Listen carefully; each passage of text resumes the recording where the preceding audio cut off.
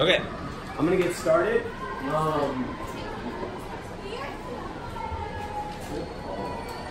we have those in the last one? Yes. We did? Nice, way to go. Okay, so my name is Coach Mike. I'm the assistant head coach for our team. I'm also the developmental lead, meaning I oversee our entire developmental program. So although I don't coach 90% of the developmental kids, I am the one writing the weekly plans and making sure our coaches know what skills to teach. And I'm also like the main support staff. So since I'm a full-time coach, a lot of our part-time coaches, or if you have one of our interns, they don't have as much time as I do to dedicate to the stuff that it takes here. And there's a lot of off-deck responsibilities that are needed. So if you ever can't get a hold of your main coach, I am the person to go see, and I'm the one that sends out the communicator every week. So if you reply to the communicator, I will get that. And your coach's email is in the communicator as well.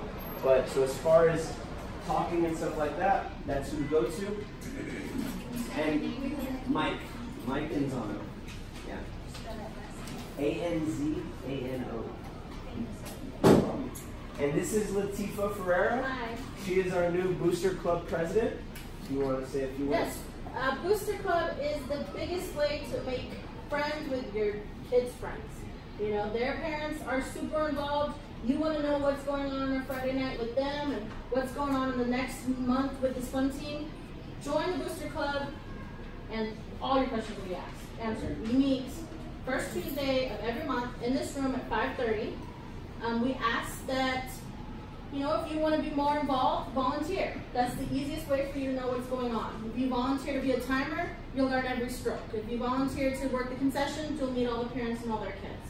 So the biggest thing is just volunteer. And then you don't have to pay your $5. So it's a plus. Yeah, and if you attend the Booster Club meeting, you do get one service hour, whether the Booster Club meeting goes an hour or not. They usually go about 20 to 30 minutes. Yeah. So. And we talk about, you know, everything from what are we doing for the coaches to what are we doing for the kids. Yeah.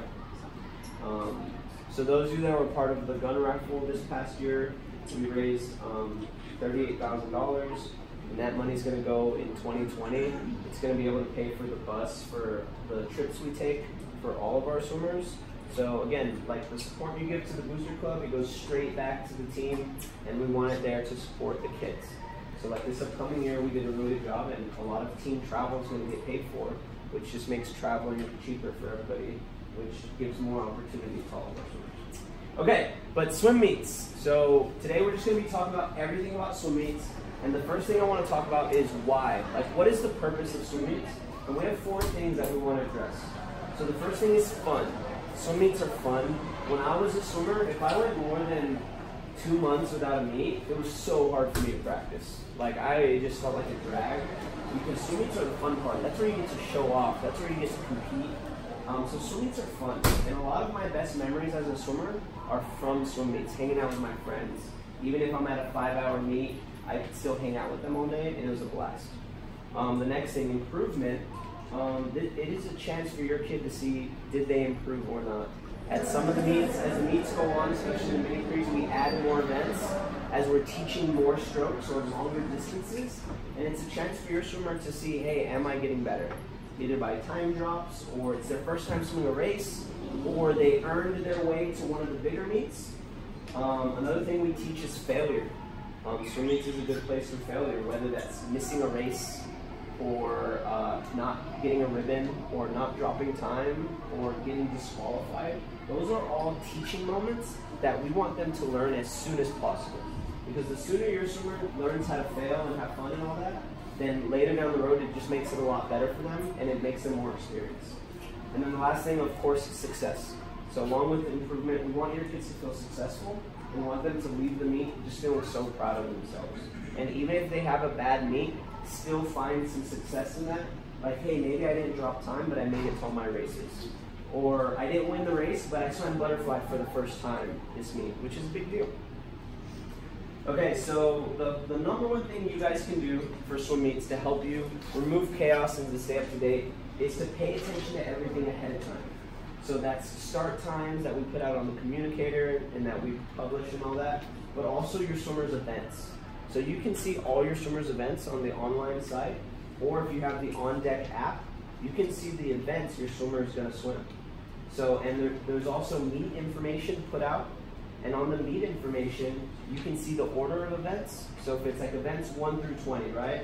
And you see your events, your swimmer's events ahead of time, you see they're in 3, 7, and 9, then you know ahead of time, hey, you're going to be in this race, this race, this race. You go look at the heat sheet, and you know right away where they're going to be at. And just knowing a little more ahead of time removes just an extra level of chaos. Like, it's nice to know that we're going to have this meeting today, and a coach showed up when they said they were going to show up because you guys paid attention to where we were going to be. If you've ever been at a swim meet and you showed up and you had no idea what was going on, I'm sorry, because those meets are awful. They're not fun for the parents. When the parents are stressed out, the kids get stressed out, and it's just not a positive experience. And we want swim meets to be a positive experience. Yes, ma'am. Like, when does that come up on the app? So like our entries, so the way we do it is our entries, we want our entries done about 5 days before the meet. So Monday, we want entries done with coaches. And you all should have received emails with your swimmers' events in an email also. So on our end, we try to over-communicate. We send out the events, we attach them, hey, this is what your swimmer is swimming. Again, we try to over-communicate so that you guys are prepared. Okay. The next thing, what to bring. You need to have a team suit and a team cap to compete. If you don't have a team suit and you go to the swim shop and they don't have your size, like, that's understandable, right? That's our fault. If you're a girl, you have to wear a cap. Boys, caps are optional, unless you're a boy with really, really long hair and it's all in your face.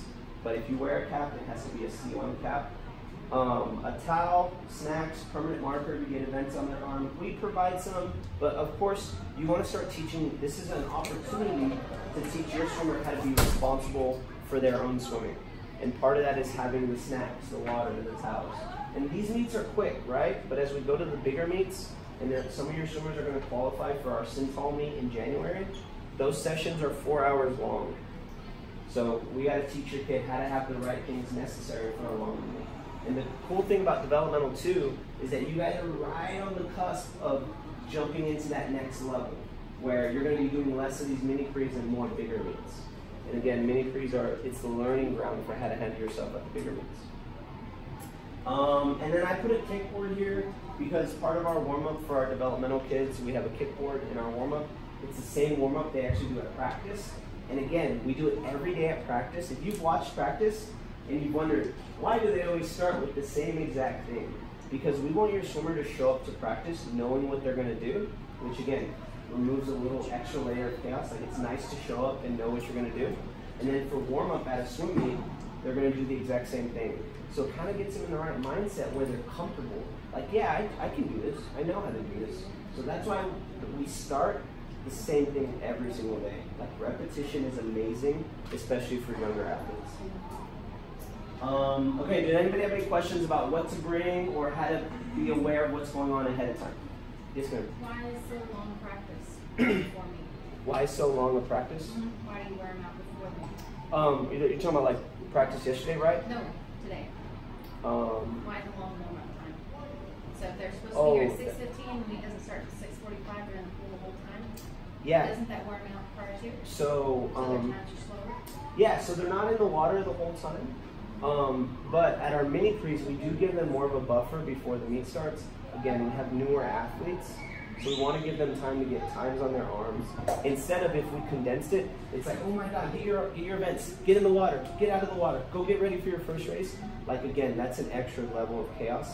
And the really cool thing about younger athletes, like, and when I say younger, I mean 14 and unders, swimming more before a race doesn't really affect a race.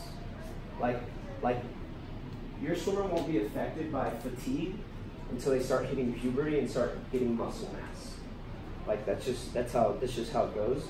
Our high school athletes, we have about a 40-minute warm-up before the meet even starts, and each of them do about 1,000 to 2,000 warm-up before each individual race.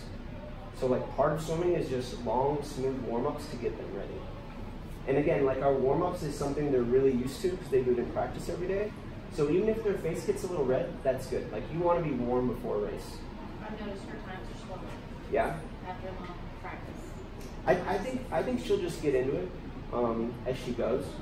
And again, like warming up is just a part of the process, and that's never going to end. At the next level, the warm-ups are going to get longer, and she'll swim more races. And then as your swimmer, one day you'll hear this when they're high school swimmers, they're going to get out of a race and say, I wasn't warmed up enough. Like they're going to feel that tightness. Just like you wouldn't sprint right off the bat, like if you started a workout, you wouldn't start sprinting. You'd want to take your time to warm up. And as you get older, you need more warm up. Okay, so let's take a look at the next sheet. How to read a heat sheet. Does everybody have a heat sheet? I think everybody got one. Does everybody have one? A heat sheet?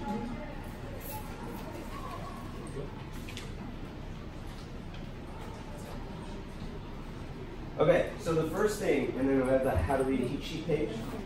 So the first thing you want to do is find your athlete's last name, of course.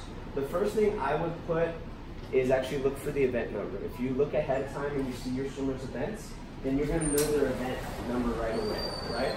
So you look for the event number, say it's event 2, you look for the last, it's always last name, first name, and then you want to look at the heat number.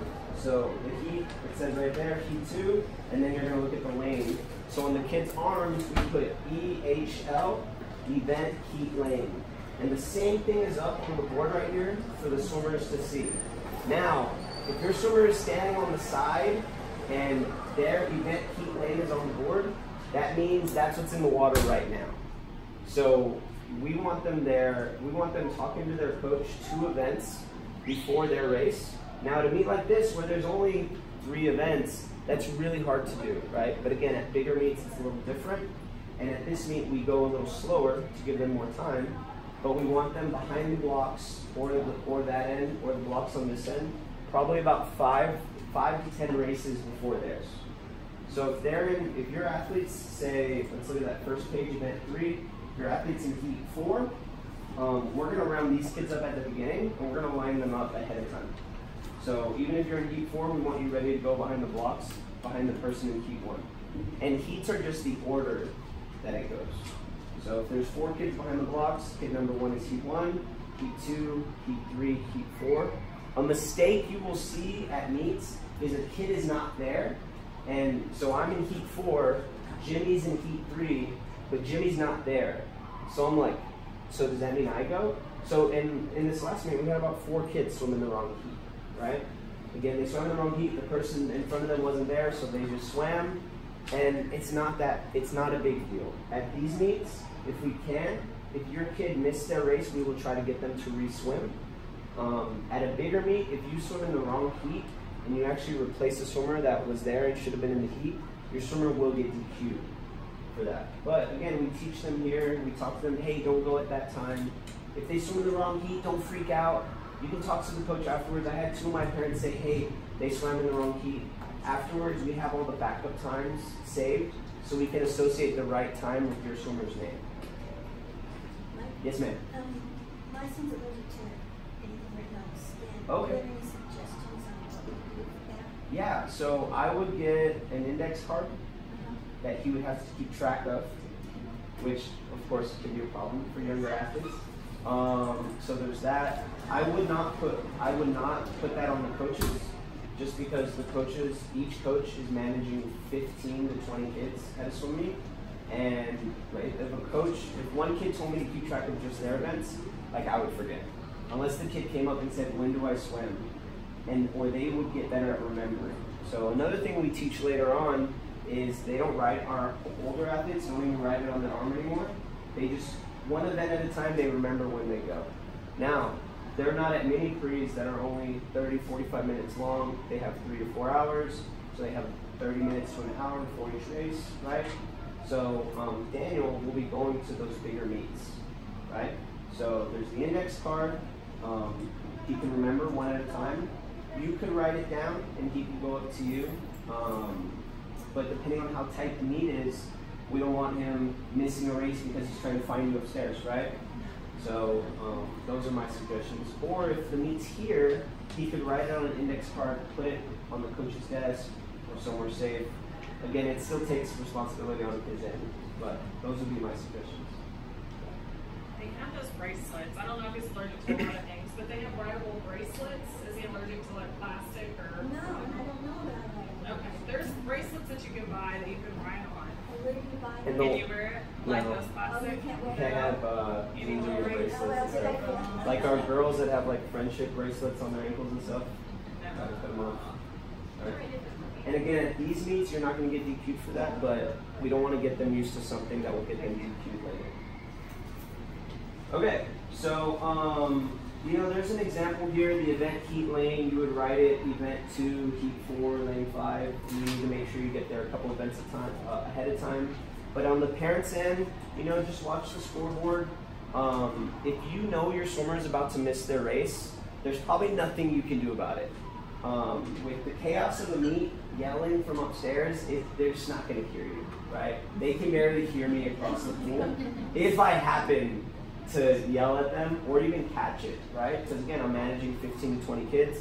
Sometimes I put a kid in the exact right spot. I'm like, you are after the next 2 kids. And like, I've had kids miss races, and I did everything possible to get them in the right spot, and they just didn't go, or they disappeared. So again, things like that happen, and I'm jumping ahead here, but like, mistakes are gonna happen at meets, right? Like, you're gonna miss races, you're gonna swim in the wrong lane, you're gonna lose, you're gonna not go best time, like a lot of things, and it's all a part of the process. We don't want your swimmer to get wrapped up in their success only being first place. We want your swimmer to be obsessed with the process of what it takes to be better. Because that is what is going to give them long-term success. And we have those banners out there. Those are colleges where we've sent kids to swim. Except for the Navy one. One of our girls last year got into the Naval Academy. But we think getting into one of the military academies is such a big deal, they should get a banner. Because they only get like, it's like 6 or 7% of people only get into those schools. So, fun story. Our swimmer that went there for the Naval Academy, it's called Plebe Summer. They're like, it's like basic, whatever, for the summer. She got top physical honors for the summer out of her freshman class, which is just really cool. That like one of our swimmers is the most hardcore freshman Navy recruit this year, which is just awesome, right? Okay, so what should you do between races? And this is for your swimmer. They should, of course, always talk to their coach first. Okay. If there's time, they can go up and talk to the parent, and then eat a snack and hang out. That's what your swimmer should do. What can you do after your swimmer's done racing? Just send them down. If they come up and they say, Mom, I'm done, say, have you checked in with your coach? No. You want them to check in with their coach one more time. Because what if you miss a race? You want them to say, hey, am I done, coach? Just to double check. Like, sometimes we have relays at the end of sessions. Like, we don't want your kid to be on a relay and then disappear on us. And 3 other kids don't get to swim, right? And then, like I was talking about, if there's a problem, don't storm the pool deck. I promise you, we will probably not be able to fix it right then and there. If they missed a race or something, we are probably already trying to figure it out. And as long as the kid comes and talks to us, your coach should be paying attention. We can sometimes get them back in. Like I said, at bigger meets, we can't, right? But if there is a problem, try to find your coach after the meet, just like a few of my parents did, and just talk to them about it. Like, hey, I don't know what's going on here. I think they got 3rd place. They didn't get a ribbon. Can you double check for me? You swam in the wrong lane. I want to make sure their time is right. Or if your swimmer had an awful time at the swim meet, like, we would like to know that too. Like, we want to figure out why. Because like bad meets can really ruin like the career of a swimmer. Like I say career, like we don't want your kid to have anxiety when we say the word swim meet, right? Okay, so the last thing, and this is just a little extra, because we really believe in the culture here at COM. Like I said, we believe in the process. We believe in our kids and parents having a positive experience. And then just like you can see those banners up there, we believe in our kids competing at the highest level possible. After any single race, and I put it on all 3, I guess, kind of a joke, but say things like, I had so much fun watching you, right? It's all about the process. Like, you're there to support your swimmer, and they want to associate, my parents enjoy watching me swim when swimming, whether it was good, bad, awful. Things to say after any race: did you have fun? Ask them if they had fun. It's supposed to be fun here. If they didn't have fun, find out why. If you think it's serious enough, reach out. Let us know. Like, we want to help with that. Things to say after a bad swim: you're still proud of them, keep working hard. If you guys have ever read the book Mindset, it's all about a growth mindset or a fixed mindset. When you're in a fixed mindset, that's where you associate things with like, I'm smart, I'm fast, I'm strong instead. And that's a fixed mindset, right? That's who you are. A growth mindset is, I'm getting smarter, I'm getting stronger, I'm getting faster. So the growth mindset associates success and progress with continuous improvement. And that's the way we want our swimmers to feel. We never want our swimmers to feel like they made it, right? Even our kids that went to those colleges, like, you don't want to ever stop. You don't ever want to stop getting better no matter what you do.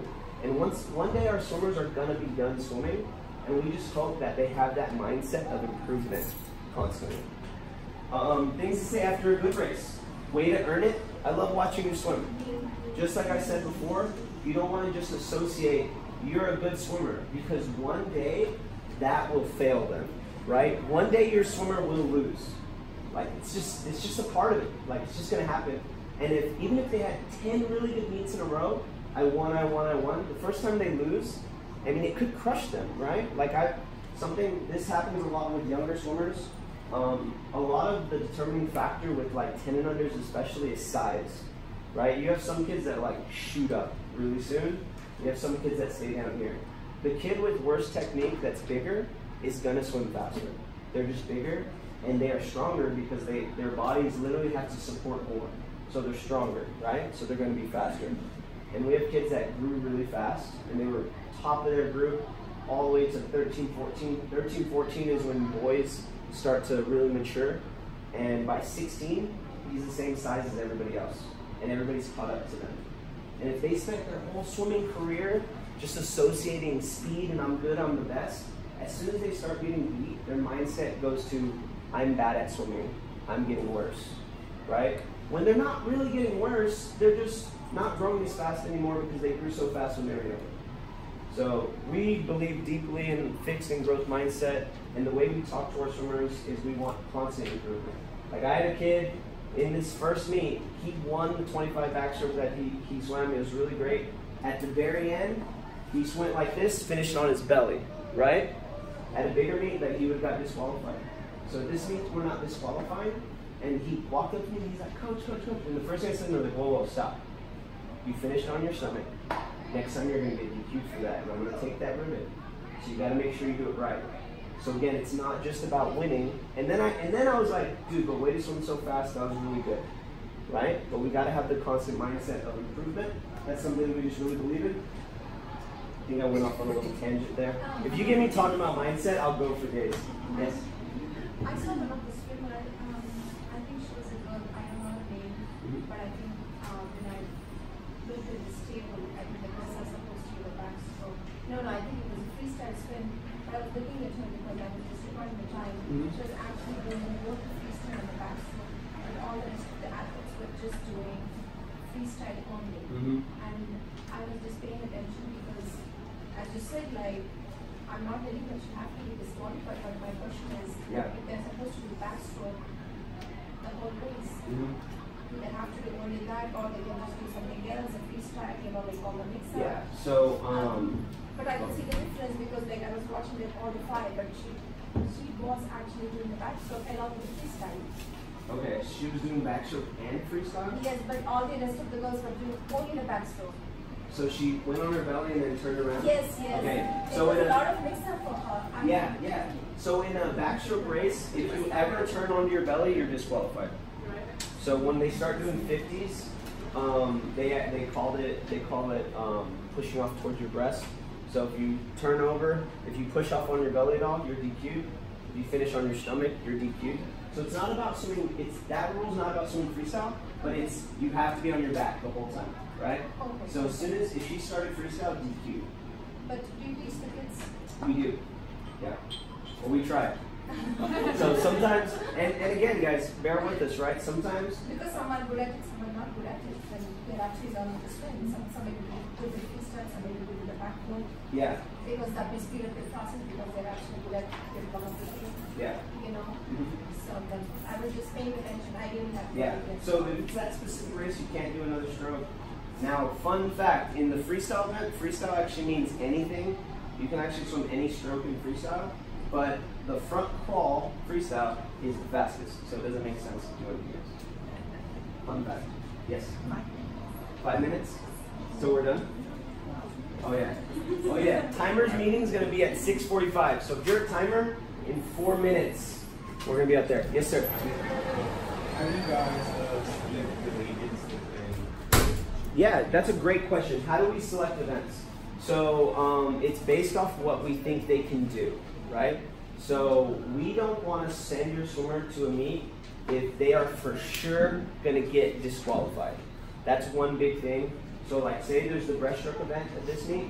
If your swimmer's never done breaststroke at practice, we don't want to do that. That's stressful for the kid, and it's probably not going to turn out well. Now that being said, we still want them to try new things, right? So depending on what part of the season it is, I will tell you with developmental, the whole season is about learning. So as soon as we feel like they're ready for a race they've never done before, we're going to put them in that race. For the 50s, we don't let our developmental swim 50s if you're 10 and under until your 25 free is under 24 seconds or your 25 backstroke is under 28 seconds. So we have to hit those markers before we move them on to the 50s. For 11 and overs, it's under 20 seconds for the 50 free. Again, 11-year-olds, bigger, stronger, we expect a little more. Backstroke, under 24 seconds.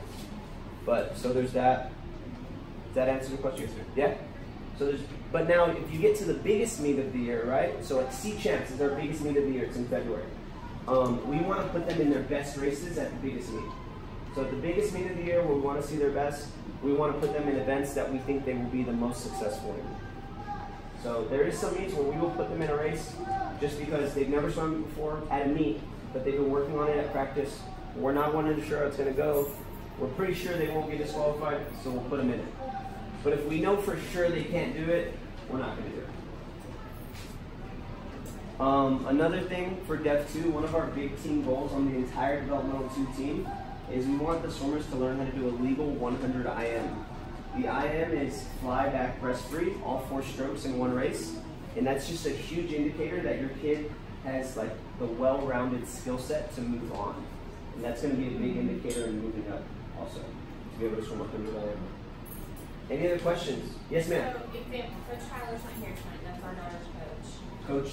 Tyler. Oh, yeah, yeah. So, if that's the case, in that email, I told her to check find Coach Jenna or the other coach.